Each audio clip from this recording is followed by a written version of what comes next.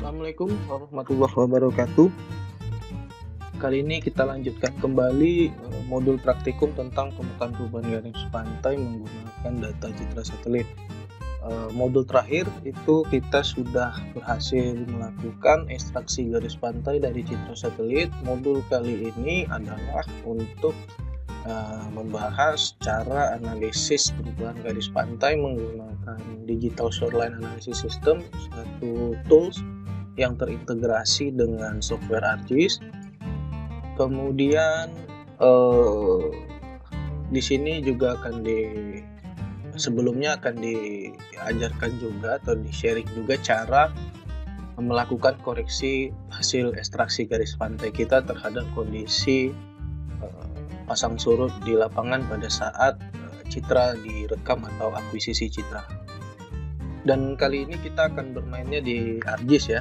Jadi kita akan bermain di ArcGIS. Kemudian yang kita butuhkan adalah data citra satelit yang sudah final ya, L2014 final image dan L2020 final image. Nah, yang pertama kita lakukan adalah kita masukkan dulu data final image-nya. Tinggal kita drag aja ke ArcGIS seperti ini. Begitu juga dengan data yang tahun 2020. Ini kita yang ekstensinya file ya. Kita masukkan, oke. Nah, kemudian kita ganti warnanya untuk memudahkan kita untuk melihat perbedaan perairan dan daratan. Ini biar aja kita pakai ini. Nah, kemudian yang 2014 juga.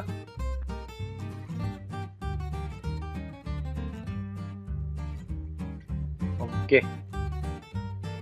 Kita udah ada image-nya 2020 dan 2014. Kemudian kita gunakan ArcToolbox ya. Kita gunakan ArcToolbox. Nah, lalu kita pilih conversion from raster to polygon. Kemudian kita konversi dulu L2014-nya yang garis pantai 2014. Lalu nanti setelah itu baru yang 2020. Kemudian ini simplify polygons kita centang. Kita pilih lokasi penyimpanan. Kita simpan di sini aja. L2014 polygon. Kita ekstrak, oke. Kita tunggu prosesnya. Ya, ini dia udah jadi. Nah, kemudian yang 2020 kita lakukan yang sama.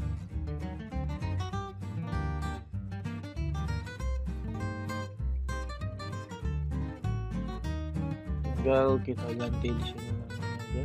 Jadi L2020. Oke. Oke, ini udah jadi. Nah, selanjutnya kita edit dulu poligon dari masing-masing data ini, karena yang kita butuhkan hanya garis pantai yang di sekitar sini ya, yang kita butuhkan hanya di sekitar sini. Kita bisa potong berdasarkan area of interest ya. Di awal kita kan ada buat area of interest ya, yang miring seperti ini. Nah, ini kita akan potong dulu di sekitaran sini nantinya. Jadi garis pantai yang akan kita amati adalah yang di dalam area interest ini. Nah, sebelum itu kita editing dulu, editor, start editing, kita edit yang 2014 dulu. Nah, bagian ini kita klik, lalu kita hapus. Kemudian yang ini yang kita nggak perlukan juga kita hapus saja, karena yang kita butuhkan hanya bagian ini. Oke, jadi kita hapus yang di luar area kita mau amati. seperti ini. Kemudian stop editing, yes.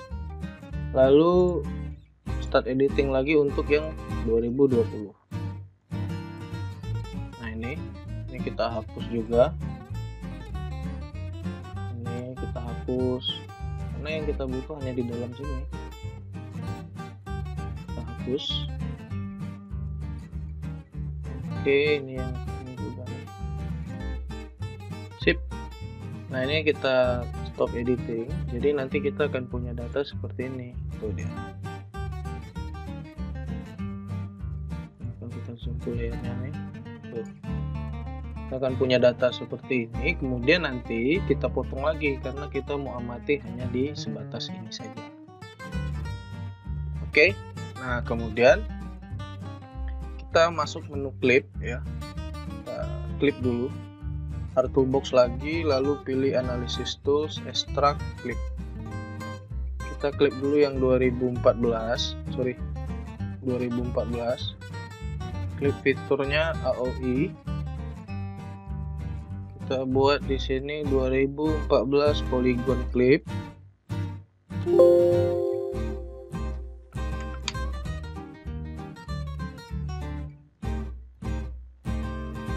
Oke, ini udah dapat. Nah ini kita bisa lihat. Nah ini kemudian sekarang yang 2020 kita lakukan yang sama. Kita masukkan 2020 polygon AOI, kita beri nama L2020 polygon clip.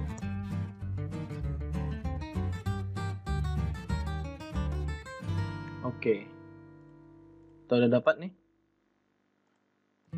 Ya, nih kita udah bisa lihat ya. Kita bisa lihat, kita follow kan aja yang ini juga. Follow tapi warna merah, biar kita bisa beda. Nah, kita bisa lihat ini garis pantai 2020 yang merah, yang 2014 yang hitam.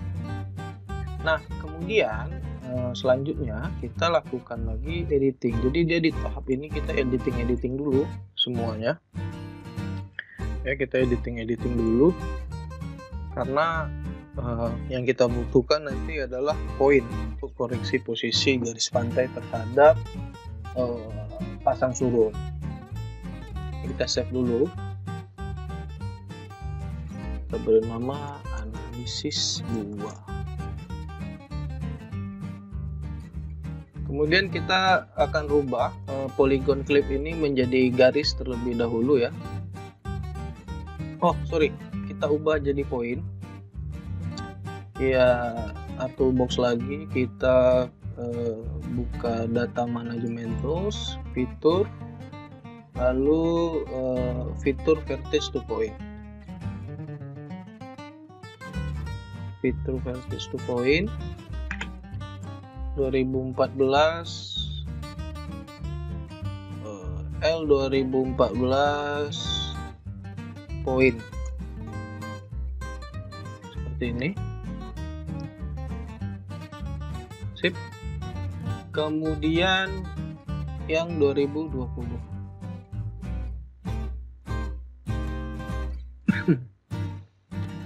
tinggal kita ganti 20 poin. Oke, nah ini kita bisa lihat ini garis titik posisi garis pantai tahun 2014, ini yang 2020. Nah selanjutnya kita toolbox lagi, kita pilih data management tools, fitur, lalu add XY koordinat. Kita masukkan dulu yang 2014, lalu yang 2020. Oke. Ini kalau kita buka atribut tabelnya, nah nih koordinatnya udah dalam UTM ya, ini udah dalam UTM. Nah kemudian kita ekspor dulu koordinatnya. Jadi open atribut tabel, kita pilih export, lalu kita simpan data ekspornya ke folder penyimpanan data kita, garis pantai 2014. Oh sorry, ini kita ganti dengan text file. Oke, ini pilih no, kemudian yang 2020 ekspor juga, garis pantai ini kita ganti text file, garis pantai 2020. Oke, ini pilih no, kemudian kita buka data pasang surutnya. Data pasang surut kita yang di data kemiringan kalau nggak salah, yang kita pernah analisis sebelumnya tentang kemiringan garis pantai dan akuisisi citra. Nah ini, oke, kita udah ada nih datanya. Lalu kita buka data garis pantai 2020 dan 2014 itu. Nah txt yang ini 2014, dia bisa nanti ekspornya hasilnya bisa txt, bisa Excel. Nah kalau hasilnya txt ya, kalian bisa klik begini, data, text to column, kemudian next. Nah ini kita pilih koma seperti ini, kemudian data yang tahun 2020. Yang ini kebetulan udah bentuk CSV, jadi kita bisa langsung aja begini. Lalu kita pilih yang 2014.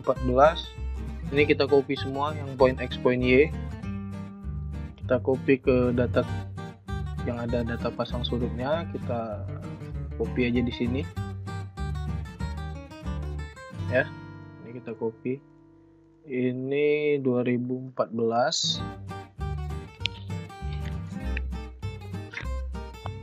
Kemudian kita copy juga yang 2020. Yang 2020 kita copy di sinilah. Oke, ini 2020. Oke, ini kita save, kemudian yang ini kita bisa close.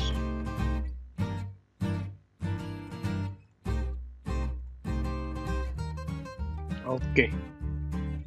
Nah, selanjutnya kita hitung terlebih dahulu nilai koreksi kemiringan pantai dengan posisi muka laut saat perekaman citra. Jadi persamaan yang digunakan ini ya, X sama dengan eta per beta. Jadi eta itu nilai pasang surut saat perekaman citra atau tinggi muka air saat perekaman citra, betanya kemiringan pantai yang udah kita hitung. Nah ini kita ambil rataan aja. Nah sekarang untuk nilai etanya ini kita lihat dari nilai pasang surut di sini. Nah sekarang data tahun 2014. Kita kemarin sudah lihat di metadatanya bahwa citra tahun 2014 ini itu direkam pada saat air pasang. Ya karena nilai tinggi mukanya 2,54 dan MSL-nya 2,2. Artinya air laut sedang pasang.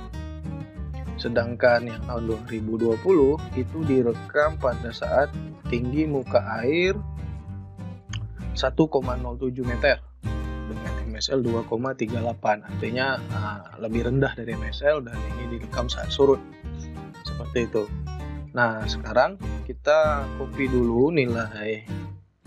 Kita bisa buat di sini koreksinya. Nilai X ya. Kita masukkan simbol dulu, eta, kemudian beta, kemudian X. Ini untuk 2014, ini 2020. Nah kita lihat dulu nilai etanya untuk tahun 2014 2,54. Ini kita copy, kita paste value. Kemudian untuk 2020 juga etanya kita copy, kita copy ke sini dan kita pilih paste value. Oke. Ini kita pakai 2 desimal aja. Lalu kita copy kemiringan pantai rata-rata, karena kita punya titik pengamatan yang banyak. Oke, nah sekarang kita tinggal masukkan rumus di atas, persamaan di atas ke X yang di sini, ya. Maka ini berarti jadinya sama dengan eta bagi beta. Oke, 4,26. Nah ini tinggal kita tarik aja. Nah ini jarak koreksi posisi garis pantai terhadap kondisi pasang surut.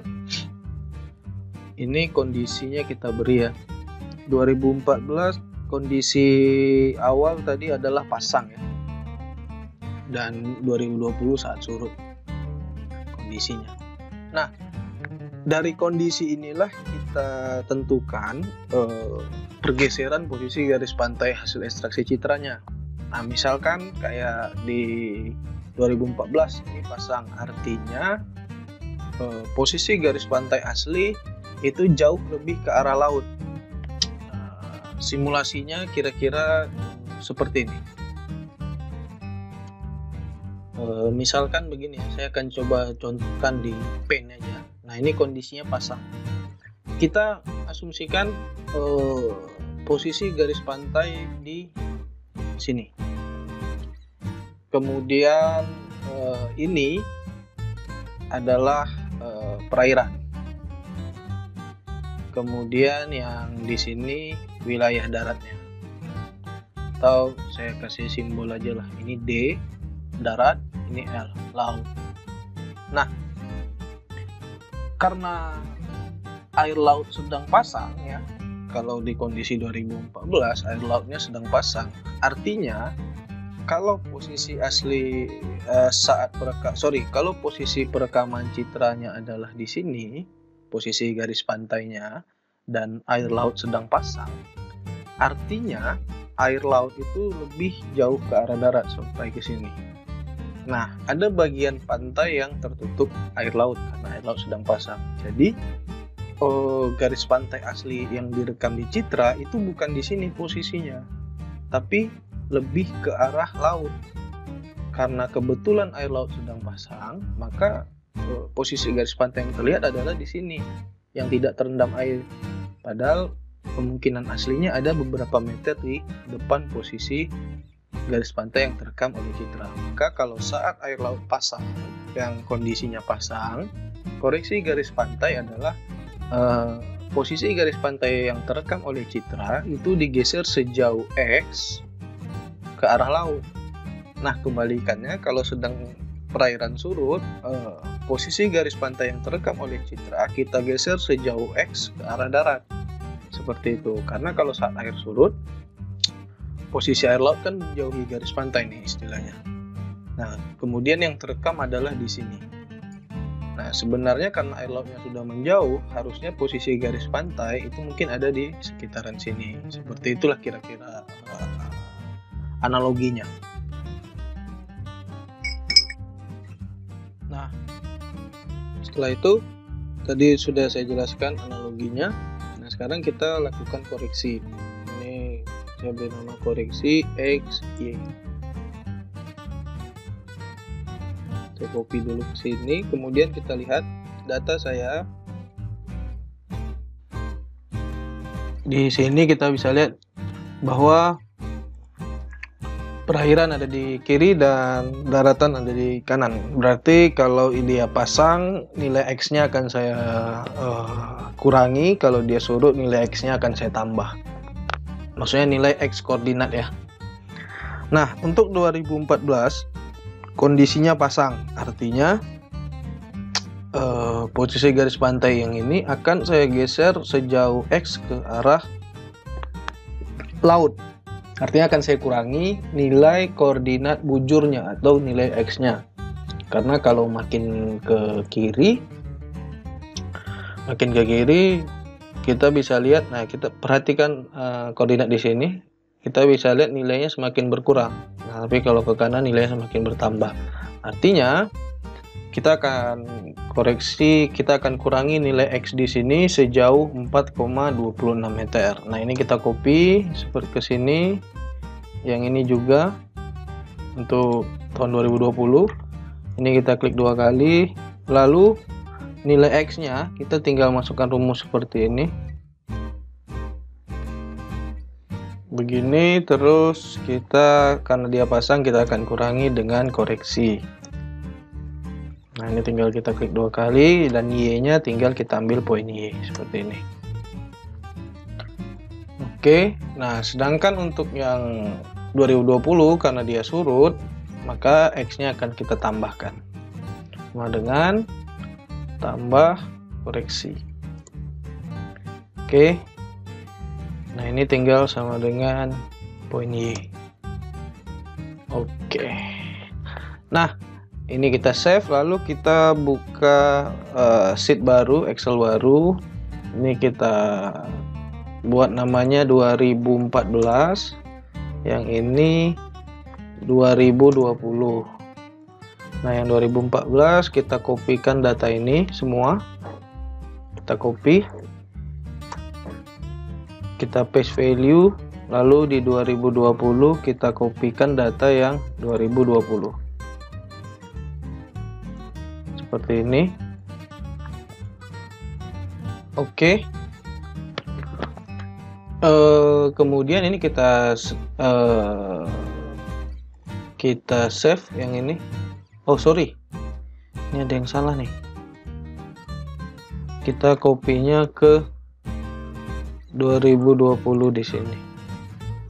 Oke, ini kita save. Kita beri nama koordinat baru. Ya, ini formatnya 2003. Ya, ini saya replace saja karena saya udah punya datanya. Nah, kemudian kita masuk ke ArcGIS ya. Kita masuk ke ArcGIS lalu add data. Lalu kita cari file koordinat barunya. Nah, ini kita masukkan. Kita pilih 2014 display XY data. Oke. Seperti itu. Oh, sorry. Display XY data. Nah, ini kita ganti dulu ke WGS ya karena Kepri ada di 48N. Ini kita tinggal oke kan. Nah, kemudian yang 2020 juga display XY data. Ini tinggal oke kan, seperti itu. Nah, nanti dia akan muncul seperti ini. Ya. Nih. Kemudian ini kita ekspor jadi poin. Kita simpan di geodatabase. L 2014 poin koreksi. Kita yes, kemudian yang 2020 ini juga L 2020 poin koreksi. Oke. Yes, yang ini kita remove. Nah, kita udah dapat, kalau kita lihat, nah ini yang 2014, ini kita hilangkan dulu. Nah, kalau kita buka L 2014 yang poin lama ya, poin yang lama. Kalau kita buka poin yang lama, nah ini kita ganti warnanya hitam, terus yang ini kita pakai merah. Oke, nah ini kita bisa lihat pergeseran yang 4 meter sekian tadi ya. Kemudian kalau begitu juga dengan yang 2020. Nah, ini kita bisa lihat yang 2020 yang lama saya akan kasih warna hijau. Nah, ini kita bisa lihat yang lama pergeserannya ke arah darat ya. Ini kalau kita buka tuh ke arah darat seperti itu pergeserannya. Jadi kita udah selesai mengoreksi titik dari posisi garis pantai awal seperti itu. Nah, sekarang kita akan rubah poin ini menjadi line atau menjadi garis. Kita pakai Art Toolbox. Kita pilih Data Management Tools, lalu Fitur, lalu pilih Point to Line. Yang pertama kita masukkan yang 2014 koreksi. Lalu di sini kita simpan dengan nama garis pantai 2014.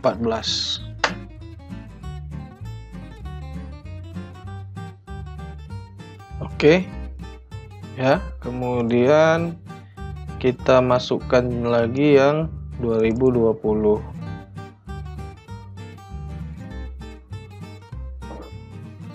Garis pantai 2020.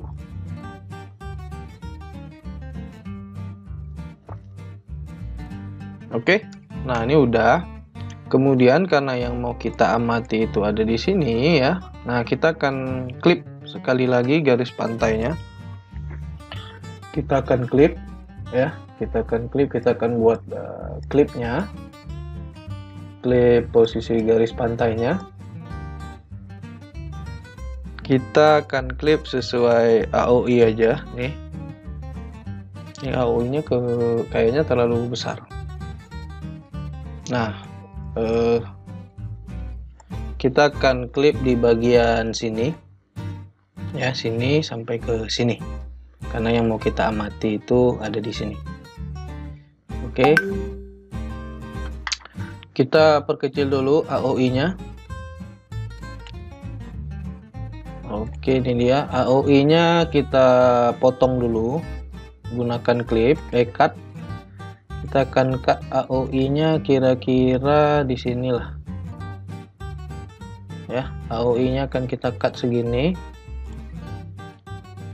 Oke, ini dikira-kira aja.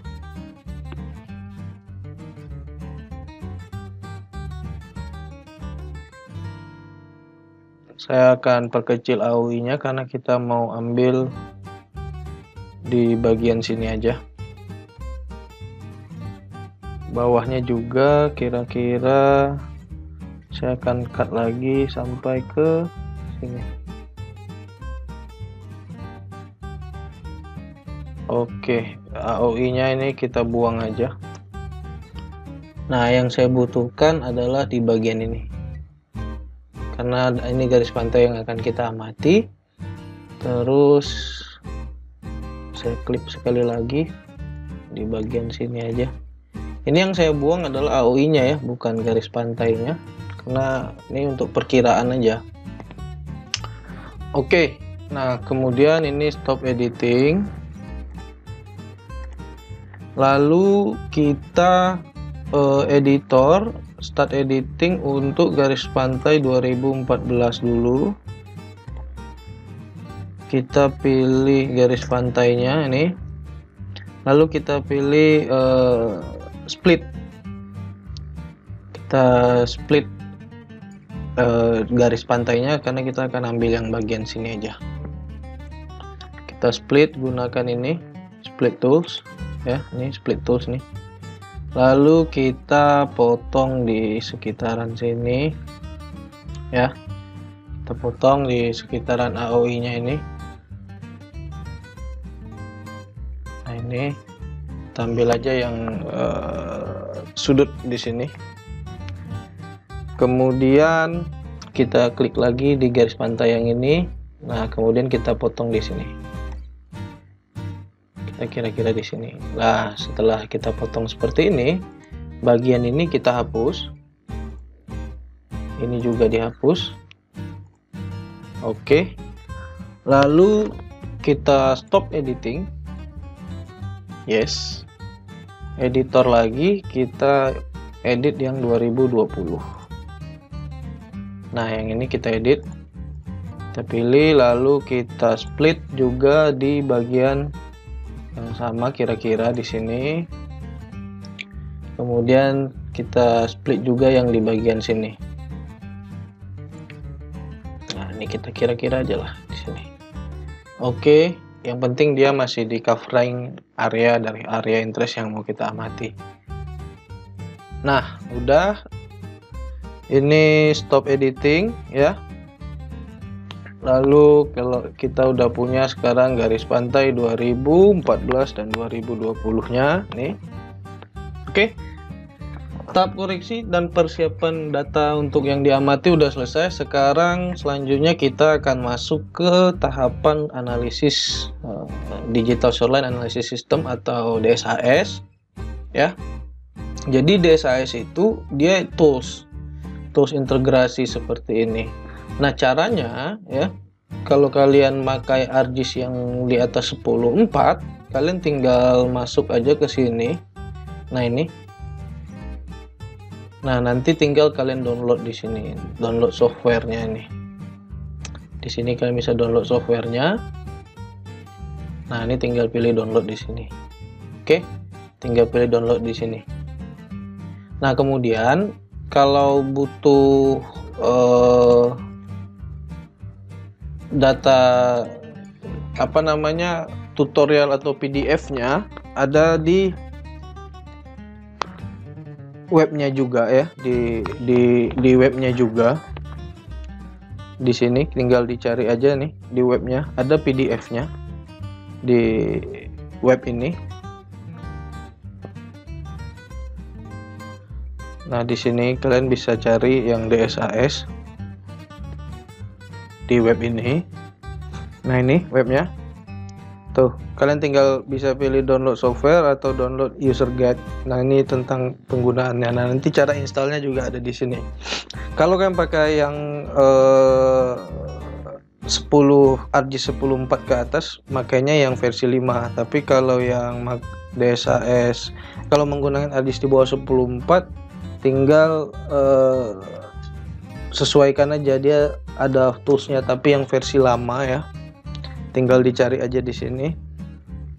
DSAS ArcGIS 10.1 itu dia masih ada softwarenya sendiri. Nah, nanti setelah di-download, kalian close ArcGIS-nya, baru kalian tinggal install. Nah, nanti dia setelah diinstal, kalian tinggal klik kanan di ArcGIS-nya, buka ArcGIS, lalu pilih nih DSAS toolbar ini. Nah, nanti akan muncul toolbarnya seperti ini. Baru kita lakukan analisis DSAS-nya. Oke. Nah, sekarang kita akan lanjut ke tahapan analisis DSAS.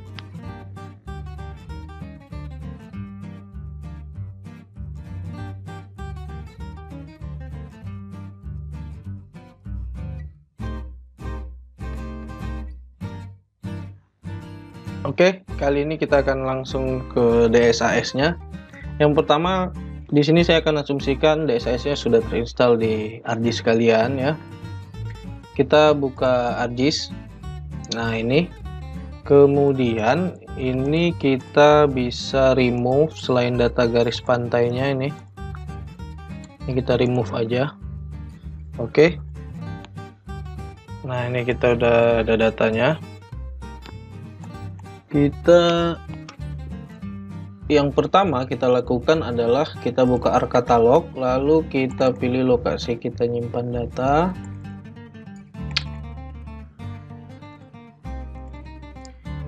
Di sini, lalu di sini kita klik kanan, New Personal Geodatabase. Oke, ini mau dirubah namanya, mau nggak ada masalah. Kalau mau dirubah, kita ubah, tapi .mdb-nya jangan dihilangkan. Di sini kita beri nama DSAS. Oke, seperti ini. Kemudian kita buat file garis pantai untuk di Personal Geodatabase, karena DSAS ini yang hanya bisa dibaca adalah data di dalam folder Personal Geodatabase, karena di sini dia akan integrasi dengan Microsoft Access gitu. Nah, setelah kita buat folder DSAS-nya, kita akan buat baseline. Jadi baseline ini adalah garis bantu atau garis ikat untuk mengukur jarak perubahan garis pantainya. Nah, baseline sendiri itu bisa dibuat dengan berbagai macam cara. Pertama, kita bisa gunakan garis pantai paling tua atau garis pantai dari citra yang kita gunakan yang paling tua, misalkan 2015. Nah, kita bisa gunakan ini sebagai baseline-nya. Atau kita bisa buatkan baseline sendiri, misalkan kita buat di sini garis baseline-nya seperti ini, kira-kira bisa. Atau kita bisa buat buffering area dari garis pantai paling tua ini. Kita bisa buat garis pantai paling tua ini, kita buffer sejauh sekian meter untuk dijadikan garis pantai sebagai baseline. Kemudian posisi baseline bisa di arah darat seperti ini, atau di arah laut seperti ini, di bagian sini ya, itu bisa aja. Nih, kita bisa buat lurus seperti ini ya, atau kita bisa buat lurus di sini. Nah, seperti ini, nggak ada masalah. Baseline itu bebas, dia mau dibuatnya di mana aja, seperti itu. Jadi untuk pembuatan baseline dia bebas aja. Nah, yang lebih mudah kalau kita menggunakan dua data adalah menjadikan data paling tua itu atau yang paling lama itu sebagai baseline. Nah, caranya pertama kita buka ArcCatalogs, lalu di folder DSAS ini kita klik kanan, kita pilih new, kemudian kita pilih fitur class seperti ini. Nah, kemudian kita buat tipenya polyline atau line feature ya, line feature di sini. Nah, namanya kita beri nama baseline. Next, kita pakai yang UTM karena kita mau hitung jarak nanti kan. Next lagi. Nah, di sini kita tambahkan atribut tambahan sebagai syarat untuk baseline-nya. Jadi atribut tambahan ini adalah atribut-atribut yang nanti diisi dan bisa atau hanya bisa dibaca oleh si tools DSAS tadi. Jadi kita buat seperti ini, disamakan ya, shape underscore length, kemudian kita beri data type-nya double, kemudian ID di sini long integer, selanjutnya group ya, di sini namanya group. Sorry, bukan grup, tapi DSAS underscore group. Nah, ini formatnya long integer. Lalu yang selanjutnya adalah search DSAS search. Ini formatnya double. Oke, seperti ini ya. Nah, setelah ini finish. Oke, kemudian kita buat baseline-nya. Baseline-nya kita pakai baseline sendiri ya. Jadi kita akan buat baseline kira-kira, saya akan buat baseline di bagian perairan aja, nggak ada masalah. Kira-kira seperti ini kita akan buat ya. Yang penting mengcover ujung dan ujung dari garis pantainya, jadi kira-kira segini. Oke. Nah, selanjutnya kita isikan terlebih dahulu identitas dari baseline-nya ya. Dari baseline ini kita isikan terlebih dahulu identitasnya. Nah, untuk ID karena dia cuma satu baseline, kita bikin satu, DSAS group kita buat satu seperti ini. Oke, lalu stop editing. Nah, sekarang kita udah punya data baseline-nya seperti ini. Selanjutnya kita akan buat garis pantainya. Kita akan buat garis pantainya di sini kita akan berikan garis pantainya. Pertama kita buka terlebih dahulu ArcCatalog. Lalu di folder DSAS kita pilih new, fitur class lagi, kita beri nama shoreline. Ini sama, kita pakai line, next. Ini tetap UTM, next lagi. Nah, di sini tinggal disesuaikan. Yang pertama shape length. Ini tipenya double. Lalu yang selanjutnya adalah depth. Ini tipenya kita pakai teks ya, pakai teks. Kemudian kita beri nama lagi di sini DSAS ANSI. Ini tipenya shape length double. Ini juga double. Lalu kita beri nama lagi di sini ANSI udah, oke, ini udah, kita finish. Nah, sekarang kita akan masukkan data dari shoreline-nya ya. Dari shoreline-nya ini saya mau cek dulu. String, oke. Nah, caranya pertama kita start editing, lalu pilih shoreline. Nah, kemudian kita copy data garis pantainya. Yang pertama kita ganti dulu warnanya biar bisa dibedakan.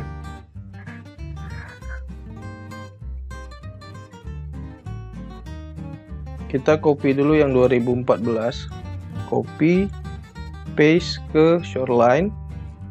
Lalu di sini kita copy juga yang 2020, paste di shoreline juga.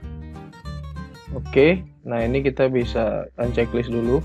Kemudian untuk membedakannya, kita lihat dulu yang ini tadi data 2014 ya. Ini yang 2014. Nah, ini kita beri keterangan untuk membedakan data garis pantainya. Kita beri keterangan tanggal. Untuk tanggalnya kita sesuaikan dengan tanggal di data kita. Kita lihat di sini. Kita lihat dari data akuisisinya. Kalau yang 2014 itu citranya ini dia. Tanggal 2 September tahun 2014.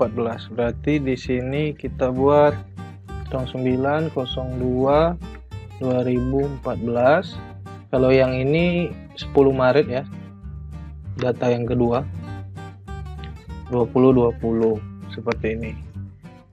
Oke.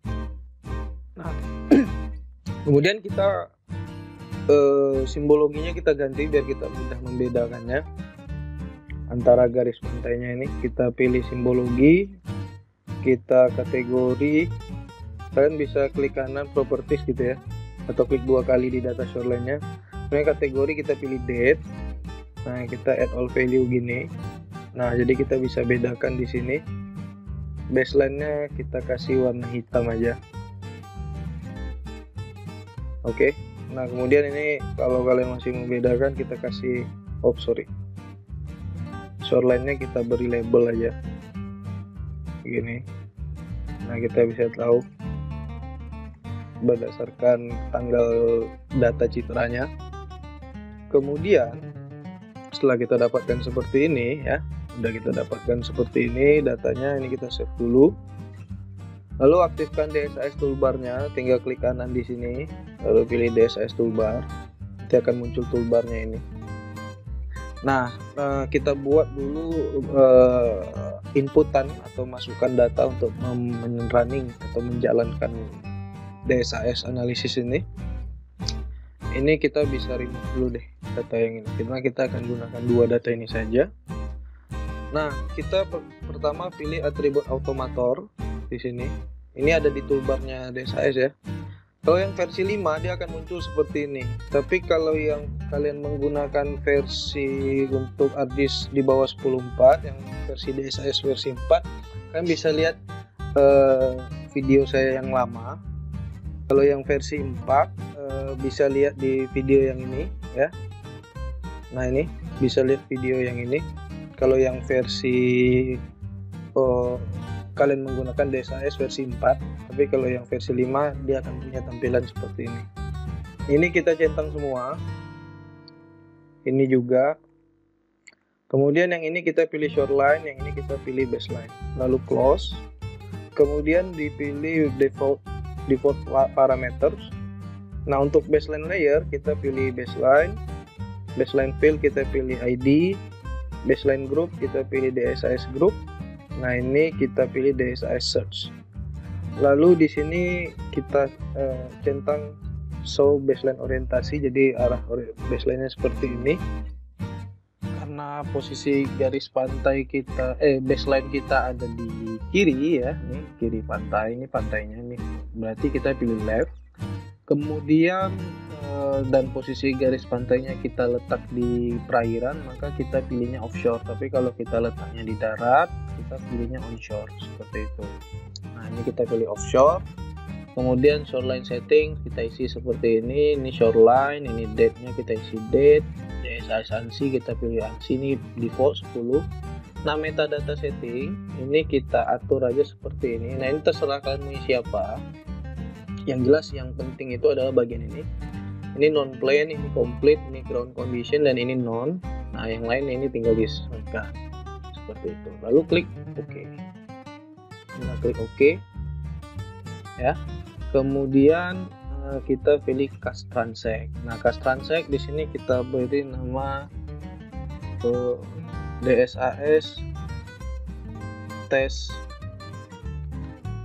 transact 1. Nah, di sini kita akan coba pakai 50.000 panjang transaknya ya, panjang garis transaknya. Dengan jarak antar transak kita akan coba 1 meter ya, per 1 meter jarak antar transaknya. Nah, ini panjang transaknya. Jadi nanti kemudian kita klip di sini. Ini kita centang, kita klip. Biar nanti kalau garis transaknya berlebih, dia langsung potong di batas transaknya. Kemudian tinggal klik OK. Nah, ini tinggal tunggu prosesnya.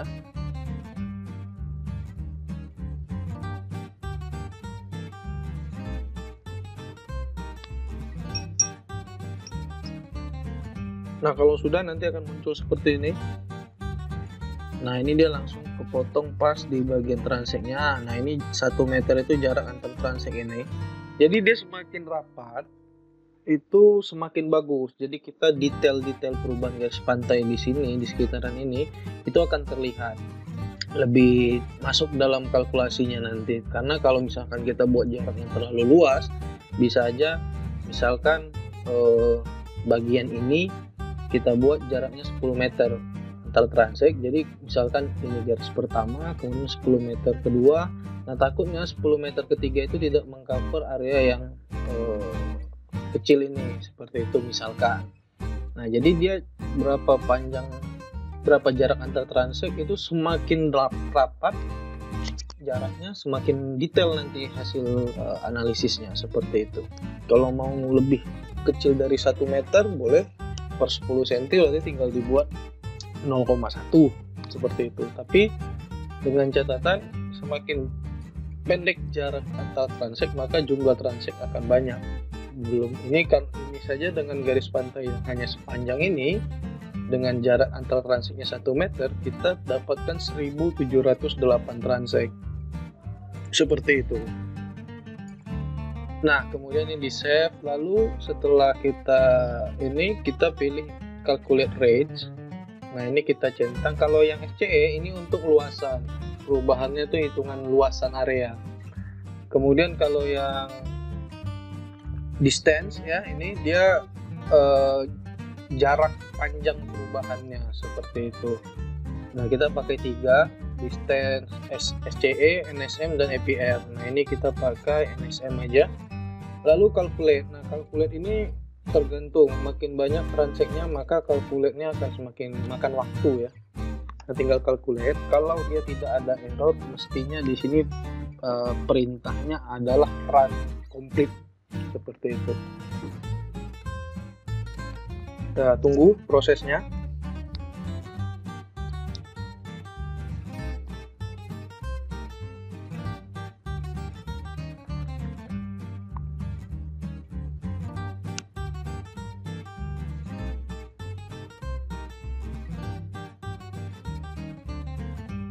Oke, nah ini hasilnya keluar.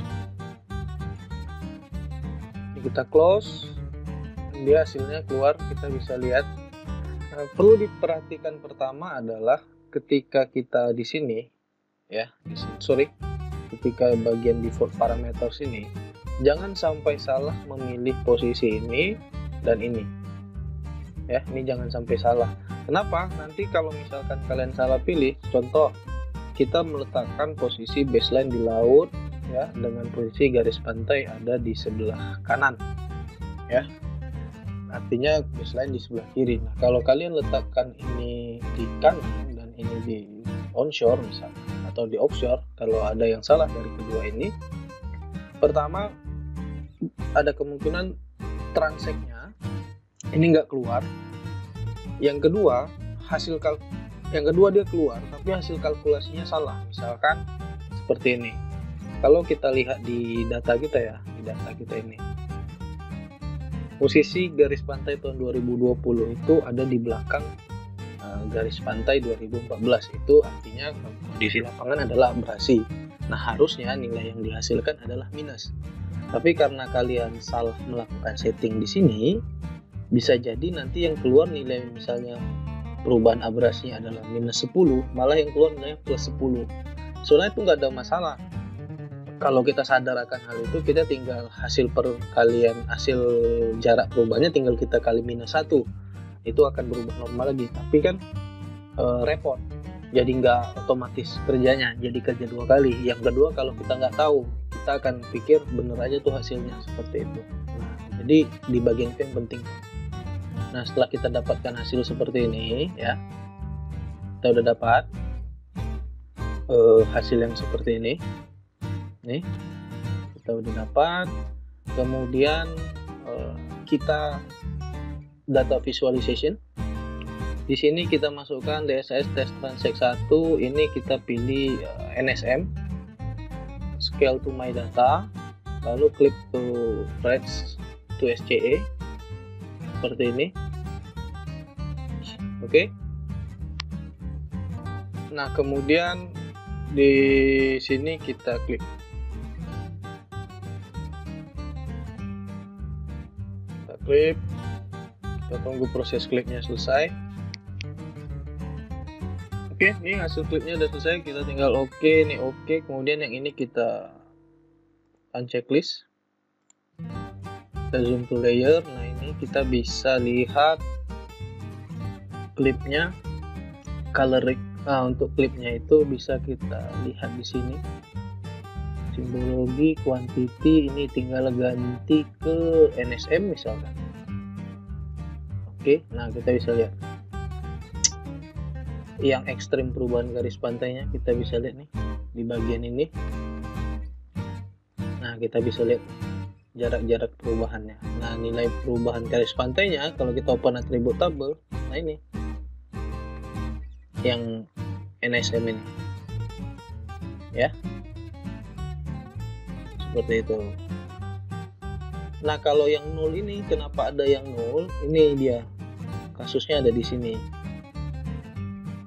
Kalau kita checklist yang ini, nah ini yang nol itu adalah ini, yang tidak ada garis pantai keduanya di sekitarnya. Nah, ini nol ini kita bisa hapus saja. Kita editor, start editing, ini kita bisa sort dulu, sort ascending seperti ini ya. Bagian ini kita blok semua seperti ini ya, kita blok semua. Ini kita bisa delete seperti ini. Kemudian yang di sini juga nih, bisa juga di sini yang sebelum diklip. Nah, ini kita tinggal short ascending aja, kemudian kita pilih datanya, lalu kita delete. Tuh, jadi dia udah nggak ada. Nah, jadi kita ada sekitar 1675 transaksi yang saling bersinggungan. Oke, nah ini udah jadi nih datanya. Tinggal kita visualisasikan aja ke peta. Nah, kalau mau lihat data hasil analisisnya, kita tinggal buka folder DSAS-nya. Jadi di folder kita, nah ini dia dalam bentuk Microsoft Access seperti ini. Tinggal kita buka ini aja. Ini tinggal kita buka dengan Microsoft Access lah ya.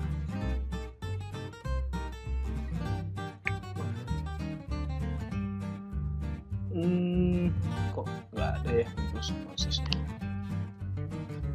Oops, kita open with kali ya. Tapi pilihan Microsoft Access-nya nggak ada. Gini aja deh. Karena ini belum pernah saya buka di sini. Nah, oke, ini dari benerin settingnya, settingan laptopnya. Oke, ini dia akses, always aja lah langsung. Oke kan aja. Lalu ini dia datanya. Nah, ini datanya kita bisa lihat di sini nih. Ini tinggal klik 2 kali. Ini dia datanya. Data perubahan garis pantainya. Nah, ini nomor transaksinya. Tinggal dilihat sini. Ini dia tidak mulai dari 1 karena transaksi nomor 1-nya tadi kan kita hapus itu yang 0 tadi. Jadi nanti nomor tinggal diganti aja seperti itu. Oke, nah ini hasil analisisnya. Nah, ini tinggal kita buatkan grafiknya aja gitu. Ini tinggal kita bisa kita pindahkan datanya, kita ekstrak, kita pindahkan ke ke Excel gitu kan. Tinggal kita pindahkan seperti ini ya. Tinggal begini aja. Nanti tinggal kita buatkan grafiknya gitu. Ini kita copy. Nah, tuh. Lalu data MSM-nya ya. Kita copy juga. Seperti ini. Ini kan tinggal kita buatkan grafiknya. Kalau kita beri data seperti ini, X ini nomor transaksi dan ini nilai perubahannya. Kemudian karena kita ada yang kita edit, karena posisi transaksinya itu posisi transaksinya ada yang 0 nilainya ya, ada yang 0, kita bisa buat transaksinya kita start dari 1 seperti ini. Kemudian tinggal blok 2 data atau tinggal menyesuaikan seperti itu. Nah, ini kita tinggal edit aja posisinya, datanya minus 60 dan bisa kita buat plus 60 seperti ini ya. Jadi kita bisa lihat garis pantai kita nih. Ini kita ganti, kita bisa buat grafik kayak gini. Kita bisa memvisualisasikan dalam bentuk grafik seperti ini, bisa dalam bentuk pie bar gini, dalam bentuk bar bisa seperti ini. Kalau mau ditampilkan, kita bisa lihat ke kiri negatif, ke kanan positif, itu bebas aja. Kita bisa buat seperti itu, tergantung lah kebutuhan datanya mau ditampilkan dalam bentuk seperti apa. Nah, seperti itu. Kemudian kalau yang di peta juga kita tinggal tinggal kita berikan kategori aja di sini. Kita tinggal berikan kategori garis pantainya, ini kita buat seperti ini. Kemudian tinggal kita di data ini kita tinggal tambahkan field kategori seperti itu. Ini karena lagi dibuka ya aksesnya, makanya dia nggak bisa diedit Nah, itu nanti kita tinggal tambahkan kategori di sini. Yang minus kita buat abrasi, dan yang yang plus kita buat sedimentasi atau akresi. Nah, kita bisa tambahkan datanya, misalnya keterangan gitu kan. Ini teks, kita tinggal klik di sini fill kalkulator gini kan bisa. Nah, caranya biar lebih cepat, kita tinggal klik ini, kita pilih NSM. NSM kecil dari 0. Apply. Oke. Nah, kita bisa lihat data yang abrasi. NSM yang kecil dari 0. Tuh. Ya, nah ini yang 0 ini nanti kita klik di sini, yang 0 ini kita unselected highlight. Nah, yang ini kita tinggal buat keterangannya, abrasi,